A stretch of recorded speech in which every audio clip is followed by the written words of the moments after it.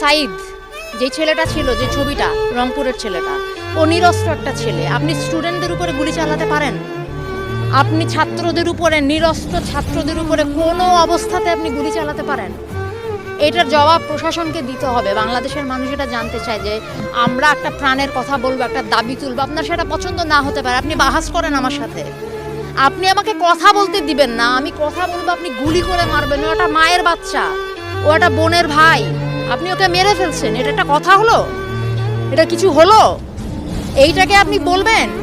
এইটাকে আপনি স্বাধীনতা বলবেন? আমি কিভাবে, আপনি কি এইখানে আপনি এই প্রশ্ন তুলবেন যে রাজাকার নাকি কি?